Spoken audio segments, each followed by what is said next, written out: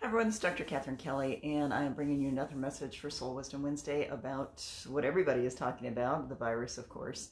And every minute, every hour, something changes about this. We get new news, we get new developments, whatever it might be, and pretty much every session, I'm hearing the first thing out of people's mouths is something about the virus, how it's affecting them, how it's really challenging them in one way or another. And you know what I keep telling people is there's three things that I'm really trying to through.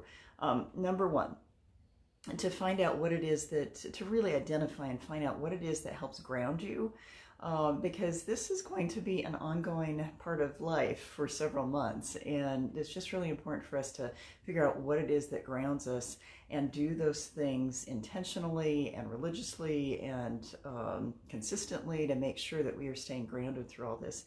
Because really, we're going to be seeing a lot of unrest in many different ways. Someone told me yesterday during a session that she was at the meat counter, of course, and everybody's having a hard time finding the kinds of foods that they normally eat. And some older man really was throwing a fit that he could only buy one package of something. And he was kind of spewing a lot of negativity and being very cruel to everybody around him. And she was having such a hard time with how to deal with the negativity. And so that's why anything, the first thing I'm encouraging people to do right now is to get yourself grounded. Find 2, 3, 4 things that you know that help ground you and do those consistently. Mine is exercise or walking. I can't go to the gym because my gym's closed. And another one is digging in the ground. If I can work outside, if I can get my hands in the earth, it really helps to ground me. So tip number one, what can you do to help yourself stay grounded, get grounded and stay grounded throughout this process? And again, do it consistently, do it religiously, do it as much as you can to get yourself kind of into that space, because it will help you weather whatever is happening around you. And there's a lot happening around us. Part two of this is, and I know I've been pressing this, but to stay very aware and observant about what it is that you are noticing within yourself. And what I mean by that is raising your consciousness in one way or another.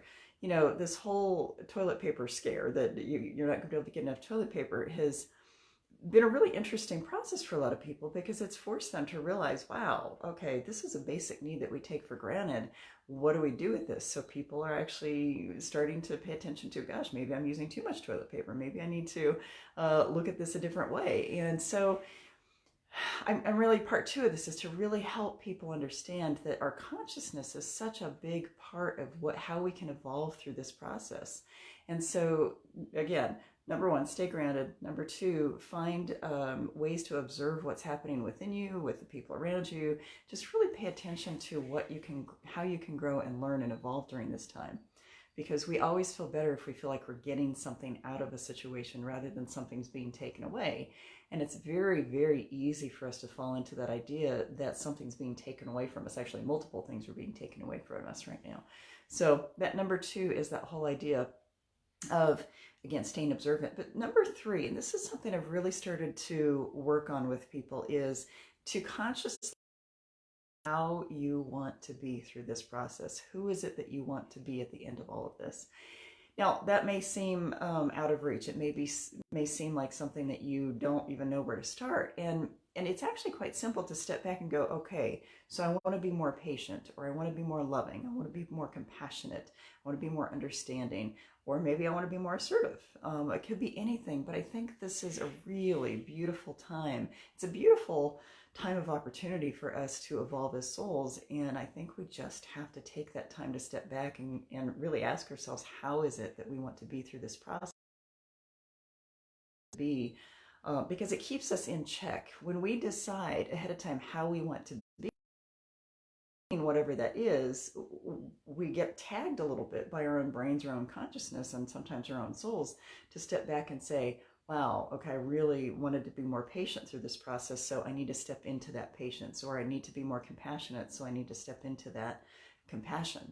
So I think this is a really key time to step back with that whole idea of conscious evolution and your soul's evolution, to say, how do I want to weather this? Who do I want to be? How do I want to come out of this in a way that I feel like I've gotten something out of it, rather than feeling like everything's being taken away? So it's just so important right now. This is such a time of opportunity. All the spiritual literature that I'm reading, lots of different authors, lots of other spiritual leaders, lots of other um, people who are kind of talking about the soul and talking about soul evolution. All of them are saying the same thing. And I absolutely, for any of you who've been watching these or who come to me as a client, you know that I'm talking about this as an huge, gigantic, worldwide opportunity to become more evolved souls. But sometimes we have to, well, most of the time we have to go through discomfort in order to get there. And so this is going to be a very discomforting time in so many different ways, in so many different levels, in so many different aspects of our old reality. And yes, we will not have the same reality after all this is over. And I think that's good in a lot of ways because we have not been living consciously as a whole, as a population. And so this really is a time to come together and figure out how in the world are we going to function better as a collective soul group. Because if there are 7.5 billion people on this planet and we're not functioning well together, which as you can tell in the news, we are not, we're getting better with these kinds of things, but it is usually during times of crisis that we come together. And my thought is, why is it that it has to be during crisis that we have to connect with each other rather than connecting in general?